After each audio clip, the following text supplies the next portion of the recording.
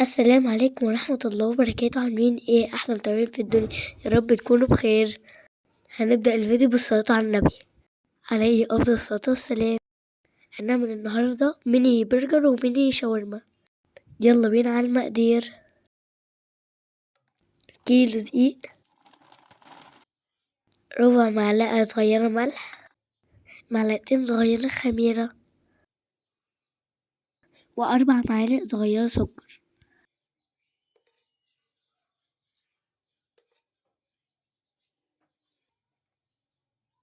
ومعلقتين كبار لبن بودر.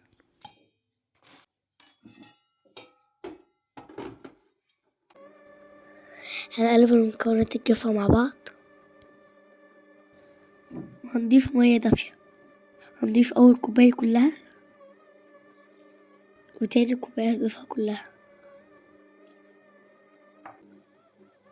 وآخر حاجة نص كوباية هضيفها بالتدريج. احتاجت نص كوباية كلها، يبقى الإجمالي كوبايتين ونص. هغير الكف ده وأحط كف العجن.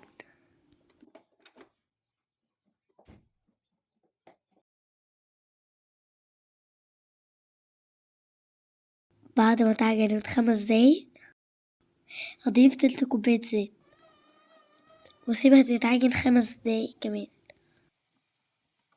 عايزين عجينة طرية وتلزق شوية.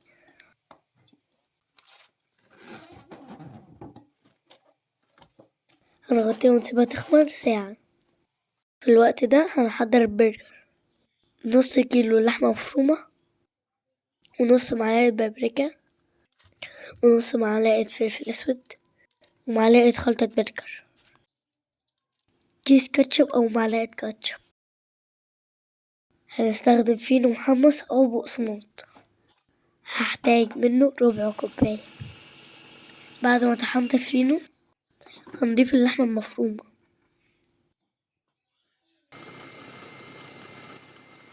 واخلطهم كويس جدا مع بعض.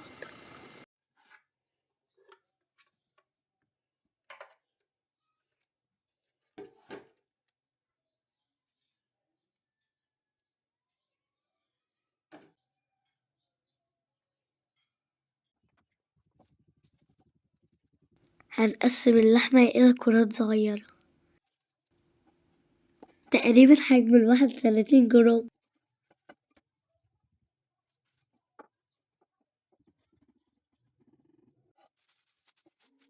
أغطيها بكيس بلاستيك واضغط عليها. هنسيبهم في التلاجة شوية.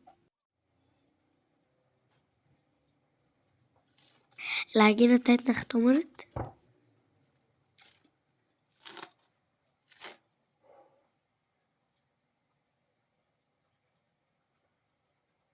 هبدأ أقطعها كرات صغيرة، 30 جرام تقريبا.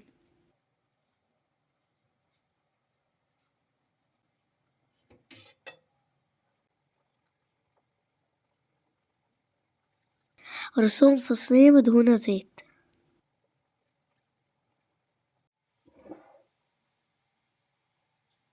هنسيبهم يختمروا على جنب. دلوقتي هنحضر العيش الصغير الشاورما. هاخد نص العجينة وافردها على دقيق،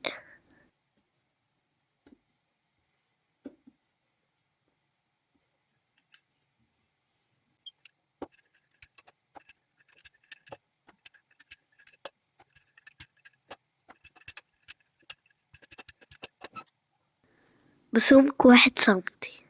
وبعدين هنقطعها بأي حاجة صغيرة. هحطهم على صينية مرشوشة دقيق ونسيبهم يختمروا. دلوقتي تعالوا نسوي البرجر.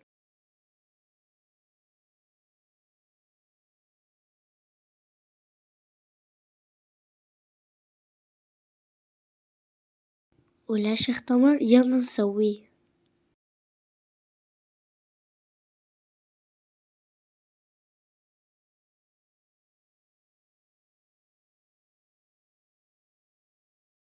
أول ما ياخد لون من تحت هقلبه على الناحية التانية.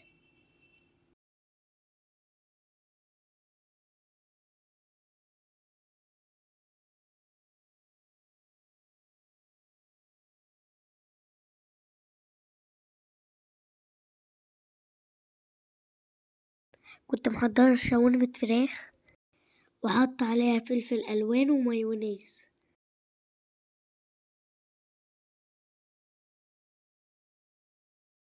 هنفتح العيش ونحشيه بالشاورما.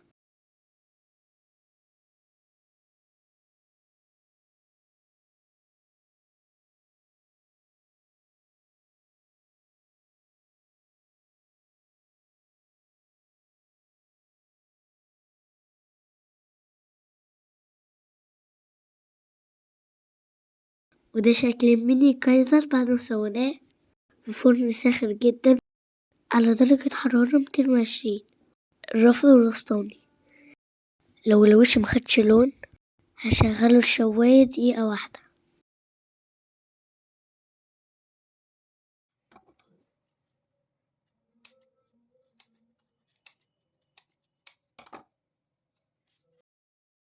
دلوقتي هنحشي الساندوتش بتاعنا. أنا استخدمت خس وطماطم وفلفل.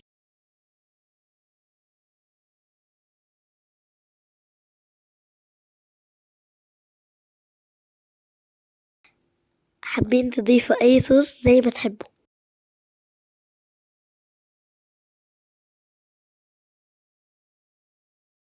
وهنثبت الساندوتش بخلة.